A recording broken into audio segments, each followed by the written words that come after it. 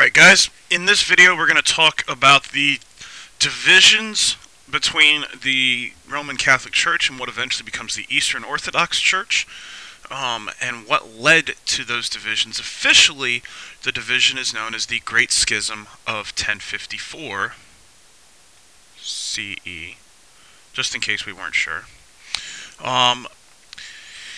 This goes along with your 7D notes, so if you want to flip there, go right ahead. Alright, now, what we're going to need to know when we're done with this is which factors produce the division within the Christian church. So you need to make sure you understand why the churches became divided. This is going to be a good compare and contrast exercise. So good so that you have one in your packet, and it's a good compare and contrast essay question. Wink, wink. Alright, fundamental differences, guys. The Roman Catholic Church, some fundamental factors about it. And when we're talking about this, we're talking in the time frame from 476, the fall of the Roman Empire, to about 1054.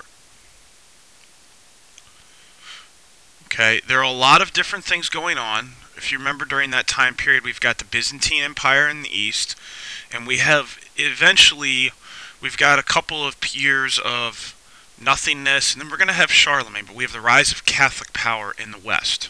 Okay, so we have a lot of Catholic power growing in the West, very large church influence, no real empire until Charlemagne comes into play, and we'll talk about Charlemagne in a couple units. And then in the East, we have the Byzantine Empire. Alright, so the Roman Catholic Church, first off, it's centered in Rome. So it's far from Constantinople. Remember, initially the Roman Empire divided into two places, the eastern half and the western half, because of the distance between the two capitals. So the Catholic Church is centered in Rome, which is far from the seat of power. The Catholic Church is headed by the Pope, so the Pope is the guy in charge, and then they speak Latin. Okay, so the Catholic Church is speaking Latin. Makes sense. It's based out of Rome. Rome speak Latin. And then they don't allow the use of an icon. And an icon, guys, so you know this, it is an object to pray to. It's an object that people pray to. At the time, Catholics teach and believe that you should pray simply to God. They don't believe that you should have a statue of Jesus to look to or a picture to look at. Personally, what's a little bit ironic about this right now is if you wander into a Catholic church these days, there's an awful lot of icons in most of them. But so those are some fundamental things. The Catholic Church is centered in Rome. It's headed by the Pope. They speak Latin, and they do not allow the use of icons. Alright, let's flip. Let's talk about the Greek Orthodox Church. Alright, it's centered in Constantinople, which is near the seat of power of the Byzantine Empire, and it's headed by a guy known as the Patriarch, and then some bishops, and they actually allow, or they speak Greek. Okay, Latin, we've talked about before, becomes a dead language, so the fact that the Catholic Church is speaking Latin and none of the locals are, makes it hard. The Greek Orthodox Church, or what becomes the Greek Orthodox Church, allows services to be said in Greek, so the commoners can understand it. And they do allow icons, so they are okay with the idea of having something to pray to. So those are our fundamental differences. They're almost all exact opposites. Moving on. Alright, authority and doctrine, so the difference in the power. In the Roman Catholic Church, remember, in the West, no empire.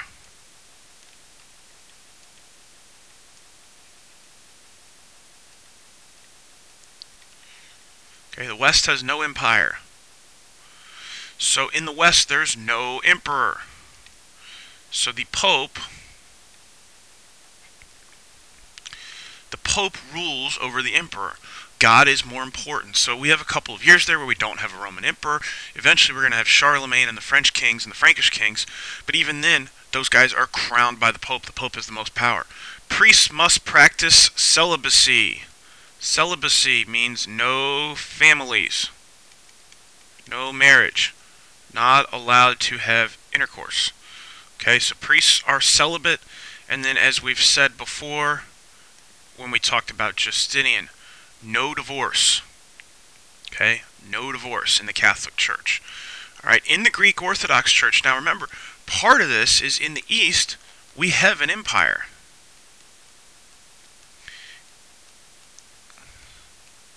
Okay? We have an empire in the East.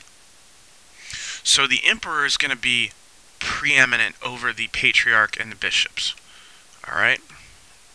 So the emperor is preeminent over the patriarch and the bishops. So following the order of the emperor is more important than following what the patriarch teaches. Priests can marry. They can have families. And then divorce is permitted. Okay? Divorce is permitted. And we're going to trace that one back to Justinian and Theodora. Okay? If you remember, Justinian was the important empire. I don't know why. Wow. That sure didn't read that very well. Alright. Justinian was the major emperor that you need to know from the Byzantine Empire, and he rewrites laws to allow him to divorce his wife and marry the actress Theodora. So those are, again, some fundamental changes in doctrine and the power of the church in each of the areas. And over the course of those 500 years, these differences are going to lead them to eventually divide. The official division is in 1054 AD, and it's never healed. It's why we have two churches now, and it's known as the Great Schism.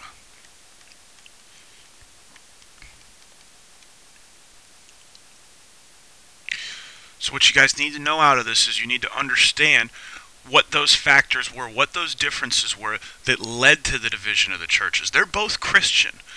They both still believe that God is God and Jesus Christ is the Savior. But it's how they practice their beliefs that is different. Again, next year when you start visiting the idea of the Protestant Reformation and some of these other things that happen that lead to our number of different versions of Christianity, you will examine this again. Again, they're all Christian. They believe in the same God. They believe Jesus saved them. It's how they practice that belief that is essentially different. All right? And this is just to give you an idea roughly of what the division looks like. Okay? And what I want you guys to recognize is that this is the Byzantine Empire, essentially. Byzantine Empire and Russia.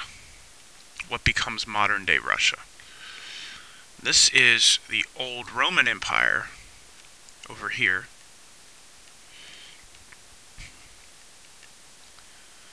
Okay, so just be aware of that when we think of where these influences are. The Byzantine Church is eventually going to separate itself from Constantinople.